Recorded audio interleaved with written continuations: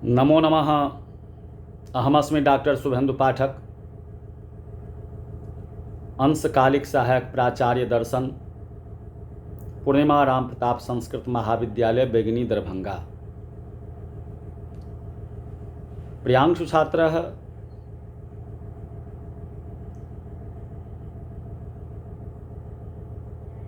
आज से पूर्व की कक्षा में हमने शास्त्री प्रथम वर्ष के छात्रों को तारीख 15/9 को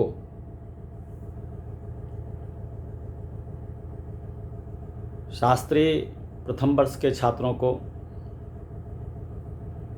वेदांत शास्त्र की विषय वस्तु के संबंध में कह रहे थे। आज फिर उसी के संदर्भ में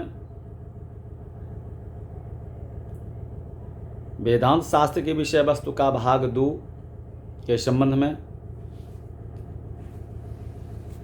कहने का प्रयास कर रहे हैं। तो प्रियांशु छात्र इससे पूर्व कहे हुए थे आप लोगों को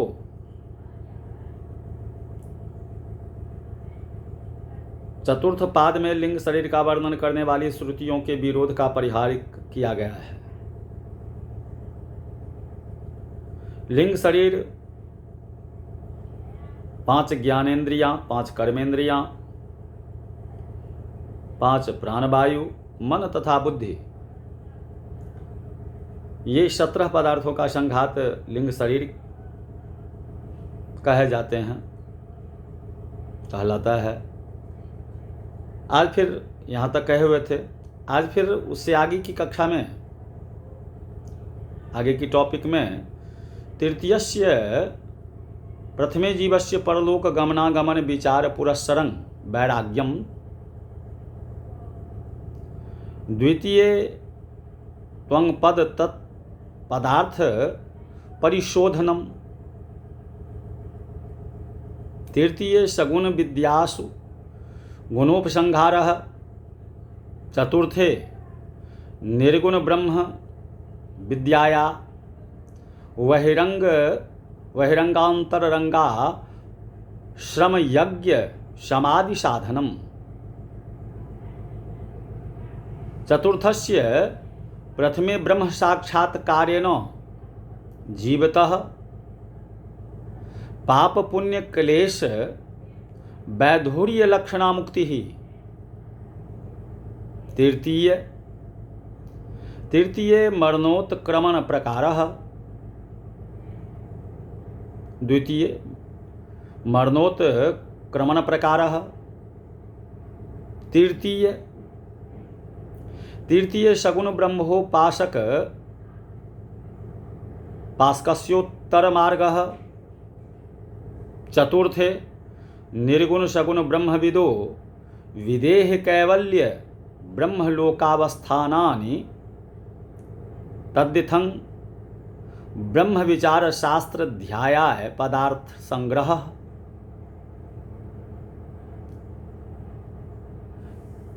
तृतीय अध्याय के प्रथम पाद में जीव के परलोक जाने या न जाने के प्रश्न पर विचार करके वैराग्य का प्रतिपादन किया गया है। द्वितीय पाद में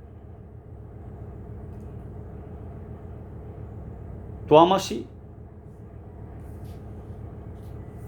महावाक्य के त्वम और तत् पदों के अर्थ का अनुशीलन किया गया है। तृतीय पाद में सगुण ज्ञान के विषय में गुणों का उपसंहार अर्थात अन्यत्र प्रतिपादित गुणों का संकलन,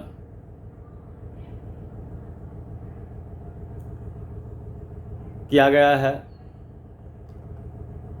जो लोग व्यवहारिक दृष्टि से सगुण की उपासना करते हैं, उनके दृष्टिकोण में उपास्य के गुणों का यहाँ पर संग्रह किया गया है।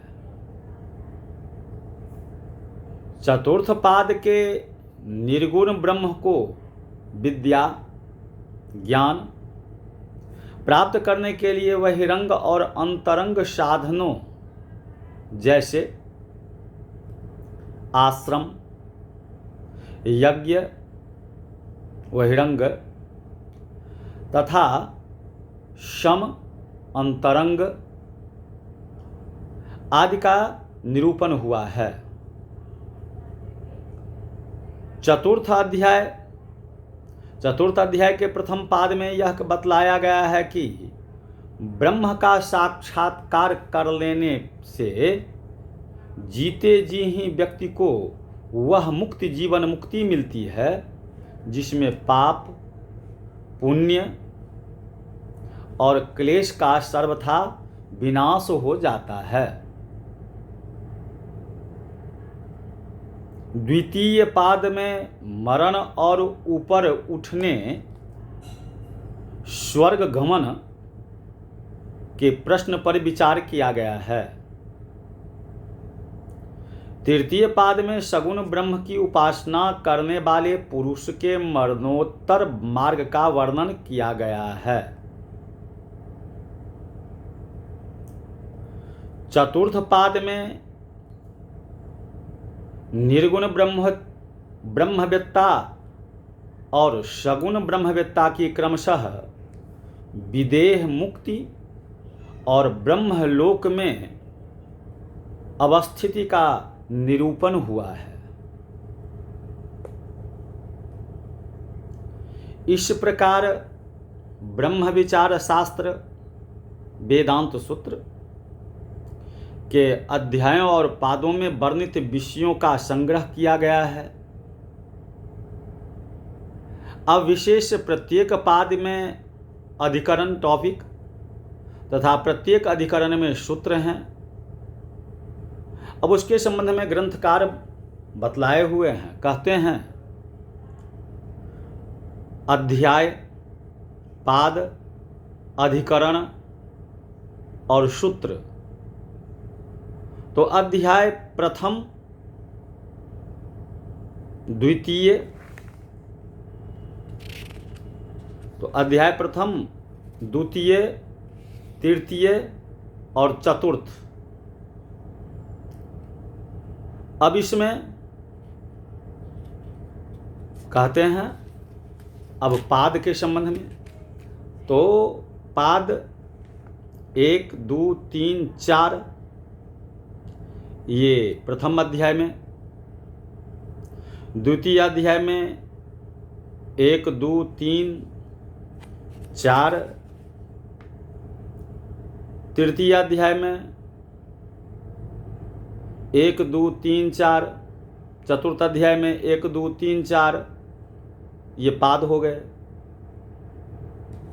अब अधिकरण के संबंध में कहते हैं अधिकरण प्रथम अध्याय में 11,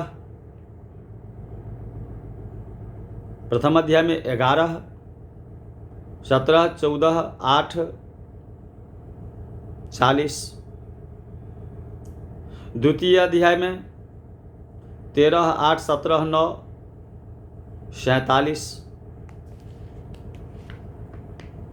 चतुर्थ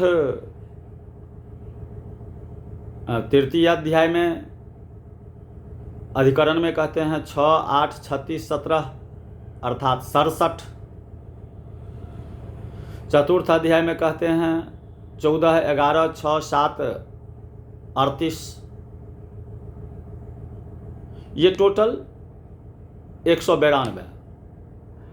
अब सूत्र के संबंध में कहते हैं, तो सूत्र के संबंध में ग्रंथकार कहते हैं जो